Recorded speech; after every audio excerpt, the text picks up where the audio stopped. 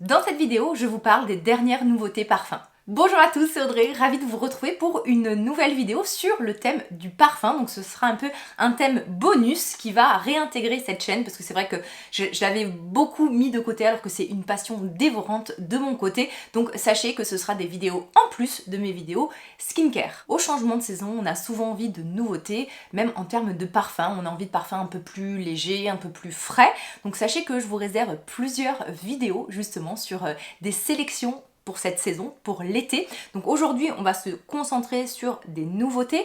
Avant de commencer, cette vidéo est en partenariat avec Look Fantastic, ce qui veut dire que la plupart des fragrances que je vais vous présenter aujourd'hui, vous pourrez les trouver sur le site de Look Fantastic et vous pourrez les acheter à moindre coût grâce à mon code influenceur qui est valable toute l'année. Mais d'ailleurs, vous pourrez même utiliser ce code sur du maquillage, sur des soins, sur des accessoires. C'est vraiment un site qui est très très riche, Look Fantastic. Si c'est la première fois que vous commandez, vous pouvez même avoir entre 10 et 15 € avec le lien de parrainage que je vous mets en barre d'infos. Avec l'arrivée de la chaleur, on a souvent envie d'alléger son parfum, d'aller vers des fragrances beaucoup plus fraîches, beaucoup plus citronnées, beaucoup plus légères. Vous avez peut-être alors repéré le nouveau Light Blue Summer Vibes de Dolce & Gabbana. Alors déjà, je tiens à souligner ce flacon que je trouve juste magnifique, sorte de faïence, flacon opaque blanc, vraiment le design, je le trouve super beau. On est sur une eau de toilette avec une pyramide qui est très très simple. Bergamote, pêche et cèdre. C'est Olivier Cresp qui est derrière ce parfum. Il a plus de 300 parfums à son actif. C'est lui notamment qui a créé Noah de Cacharel, qui est une de mes fragrances préférées. Il a sa propre marque qui s'appelle Accro, donc avis aux gourmands, n'hésitez pas à jeter un œil à sa dernière fragrance qui s'appelle Bake. Il a aussi fait le Yum Pistachio de Kayali et il a fait aussi tous les Light Blue. On est sur une eau de toilette hyper fraîche, hyper rafraîchissante. On sent vraiment voilà, ce côté citrus, le côté bergamote qui est beaucoup plus acidulé, on va dire, que du citron, qui est presque un peu amer. Et ensuite, alors, la pêche que l'on trouve en note de fond, ben, moi je trouve qu'elle ressemble plutôt à de la pomme. Et en fait, on retrouve un peu ce côté shampoing, ou je sais pas si vous voyez ce que je veux dire, un peu ce shampoing, vous savez, le dop à la pomme qu'on a connu quand on était enfant, et qu'on retrouve dans le Light Blue. Il va falloir quand même avoir la main généreuse avec cette eau de toilette parce que vraiment la tenue est très faible, le sillage, la projection, elle est très très discrète aussi et c'est un parfum qui est certes très frais dans le début mais ensuite voilà qui va se poser, qui va être assez sage, assez propre, assez mode voilà shampoing et je le trouve forcément un peu ennuyeux. Donc franchement, je vous conseille plutôt de rester sur l'original, la version Light Blue, qui est beaucoup plus complexe, qui est beaucoup plus travaillée. Elle a peut-être une ouverture un peu moins fraîche, mais sa tenue va être beaucoup plus importante et même son sillage va être beaucoup plus important. C'est un beau classique Light Blue, n'hésitez pas à le redécouvrir. Et si vous arrivez aussi à mettre la main sur le Light Blue Intense, pareil, franchement, ça vaut beaucoup plus le coup que ce flanqueur là qui franchement m'a déçu. Comme je vous le disais, restez plutôt sur la version classique du Light Blue qui est beaucoup plus belle et qui est moi je trouve un incontournable de la parfumerie et aussi arrivé l'été, c'est un parfum qui va vous apporter beaucoup de fraîcheur mais qui a quand même cette tenue et ce côté propre mais un peu distingué, vous voyez ce que je veux dire?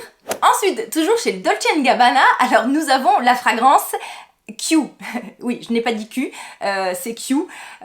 Les gens du marketing, qu'est-ce que vous faites? Là, j'ai plein de jeux de mots qui me viennent à l'esprit. Je vais vous passer toutes les blagues salaces autour de ce nom. Donc Q comme Queen, avec la belle couronne qui trône sur ce flacon. Donc on a une belle couronne, mais après on a quand même un packaging qui est très simple. Hein. Donc on a suivi une idée un peu majestueuse, mais on n'est pas allé jusqu'au bout chez le Dolce & Gabbana. Alors au niveau de la fragrance, sur le papier, c'est ultra prometteur. En tête, on a notamment du citron, de l'orange sanguine, moi que j'adore. On va retrouver aussi en cœur de l'héliotrope et de la cerise, donc avis aux gourmands. Enfin moi c'est vraiment en plus cerise et le héliotrope, j'adore. Et en fond, on va avoir du musc et du cèdre. Alors sur le papier, pour moi c'est un peu la fragrance parfaite. Orange sanguine, cerise, un peu de gourmandise, du musc, voilà pour le côté propre, la tenue. Mais alors, la déception quand même a été assez présente parce qu'en fait, certes l'ouverture est fraîche, l'ouverture est assez agréable. On sent la petite note de cerise, mais alors cette petite note de cerise, elle est très très fugace. Et même l'héliotrope, qui est cette fleur avec ce côté un peu poudré, moi que je trouve très envoûtante, très solaire, et bien l'héliotrope non plus, on le cherche. En plus, on est quand même sur une concentration haute parfum, mais alors sur moi et même sur vêtements, la tenue est très médiocre. Le sillage est quasiment inexistant et une fois qu'il évolue, eh bien on retrouve un peu le côté, on va dire, shampoing et propre pomme verte du light blue. Donc vraiment, on sent cette patte-là de Dolce & Gabbana. Mais hélas, ce parfum, il était hyper prometteur, mais on n'est pas allé jusqu'au bout du truc. Donc franchement, pour moi, ça a été une déception. Si vous aimez l'héliotrope, la cerise, je vous conseille. Alors, vraiment culte, le Lost Cherry de Tom Ford. On n'est pas du tout sur le même budget, mais là vous allez être vraiment sur une fragrance avec une cerise très présente. Un peu plus, on va dire, abordable, vous avez le Kayali Cherry Burn Fest, si je vous dis pas de bêtises, où on va retrouver ce mélange de cerise, d'héliotrope. La tenue elle n'est pas dingue, mais elle sera toujours meilleure que celle de Dolce & Gabbana. Franchement, pour moi, ça a été une déception, donc je vous propose plutôt d'aller vers des alternatives. Ensuite, on part du côté de Marc Jacobs, qui nous sort une édition limitée avec le Daisy Paradise, toujours des flacons hyper girly, hyper beaux. Moi, franchement, je suis fan. Alors, c'est pas distingué, mais je trouve que c'est pétillant, c'est frais, et c'est vraiment, moi, je trouve, des fragrances hyper faciles à porter. Le nez derrière ce parfum, c'est quand même Alberto Morillas, qui est derrière notamment Flower, moi que j'adore, qui est derrière CK One, qui est derrière Acqua di Gio, et qui a aussi créé sa propre maison qui s'appelle Mise en Cire, où il y a vraiment des pépites. Au niveau de la pyramide, on est sur du pavot en ouverture, des notes fleuries en notes de cœur et en notes de fond de l'ambroxan. On retrouve vraiment l'ADN de Daisy.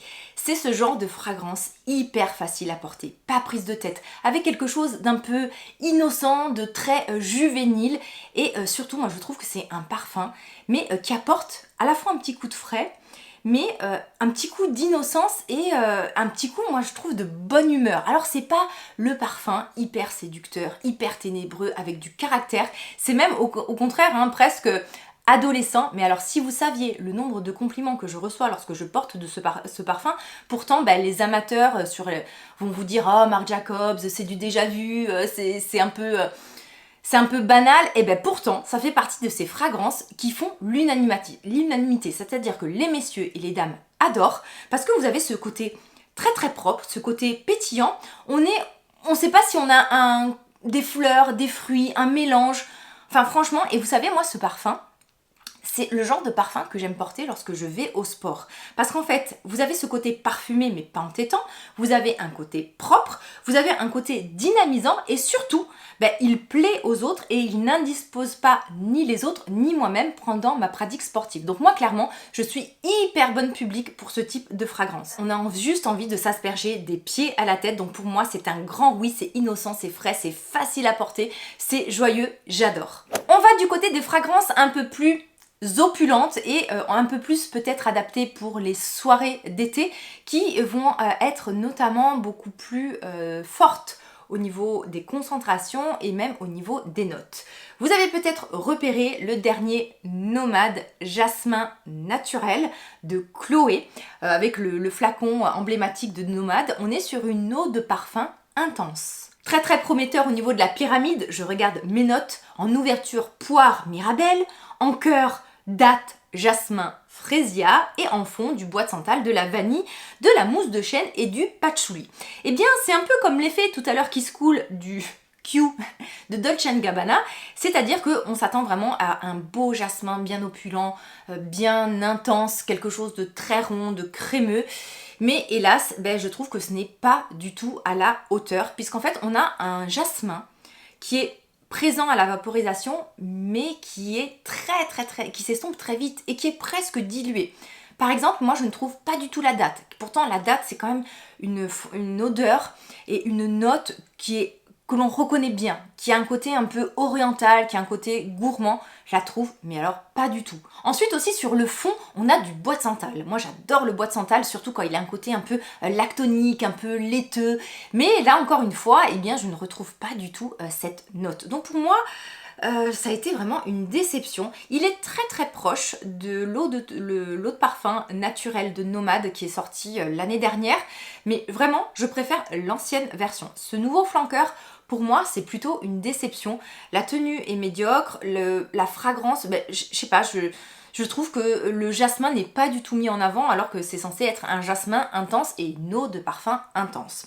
Si vous aimez justement les fragrances, on va dire, assez fleuries, fleurs blanches, même s'il n'y a pas de jasmin à l'intérieur, je pense que vous aurez une meilleure alternative avec le My Way. Alors en journée, la version My Way classique est excellente, elle a un côté frais, un côté pétillant, on retrouve du néroli, on retrouve vraiment un bouquet de fleurs blanches, mais alors la version parfum, mais elle est splendide, parce que vous avez tout un bouquet de fleurs blanches, un beau néroli, de la tubéreuse, un peu d'ylang, et avec un fond hyper propre, hyper vanillé, hyper onctueux et crémeux, une très belle tenue, que ce soit sur la peau ou sur les vêtements. Alors certes, il n'y a pas de jasmin, mais on est un peu dans la même vibe, c'est-à-dire de fleurs blanches et avec un côté très distingué. Franchement, moi je trouve que cette dernière version de My Way est une pure réussite. Donc voilà, je vous déconseille plutôt le Nomade Jasmin Intense, restez sur le Nomade classique, le Nomade naturel, ou alors orientez-vous plutôt vers le My Way qui est aussi bien en version normale, mais surtout si vous voulez quelque chose de plus intense, de plus rond, de plus séducteur, le My Way parfum, une merveille. On part du côté de Carolina Herrera avec sa version Good Girl Blush. Alors le flacon, on n'aime pas. Alors moi j'adore la couleur, j'aime pas forcément le design, mais je suis assez fan de ce rose clair. On est sur une concentration haute parfum et le nez derrière cette fragrance, c'est Quentin Biche. Alors Quentin Biche, il nous a quand même fait Le Beau, Scandale, La Belle de Jean-Paul Gaultier. Il nous a aussi fait, je ne sais pas si vous connaissez, mais Mandarina Corsica d'atelier de l'artisan parfumeur, pardon, qui est vraiment une fragrance mais délicieuse, juteuse à souhait pour l'été. Au niveau de la pyramide, en ouverture, de la bergamote. En cœur, de la pivoine, de l'eau de rose et de l'ylang. Et enfin, en fond, on a le mélange vanille tonka qui fonctionne très bien.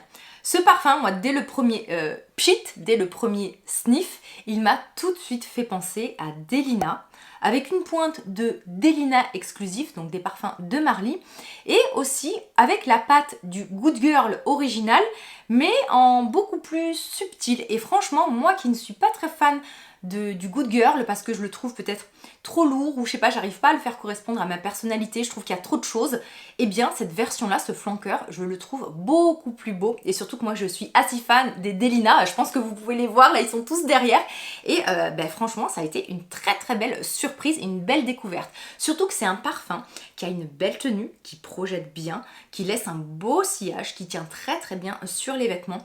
Il est très charmeur, j'ai eu beaucoup de compliments en le portant, alors surtout de mon mari, et je trouve voilà qu'il a ce côté à la fois séducteur, girly, féminin, mais il a quand même un côté pas trop lourd et je pense qu'il pourra être apprécié notamment voilà, pour une sortie au restaurant ou en soirée. Je lui trouve un côté gourmand, donc c'est sûrement l'association vanille tonka, mais aussi je lui trouve une petite touche un peu poudrée à mon nez qui en fait vraiment une fragrance que j'adore et que je porte avec beaucoup de plaisir. Donc voilà, si vous n'étiez pas fan du Good Girl classique, je vous invite à découvrir celle-ci. C'est beaucoup plus peut-être subtil, beaucoup plus fin, beaucoup plus aussi charmeur et délicat. Les amis, si vous avez mis le nez dans ces parfums, je vous invite à partager vos avis en commentaire. Vous savez qu'on fait cette chaîne ensemble et moi je vous ai juste partagé mes impressions, mais d'une peau à l'autre, d'un nez à l'autre, les parfums peuvent être complètement différents. N'hésitez pas aussi à me partager quelles sont les vidéos, quels thèmes sur le parfum vous aimeriez voir sur cette chaîne. Et puis en attendant de se revoir, prenez bien soin de vous et encore merci à tous. Bye bye!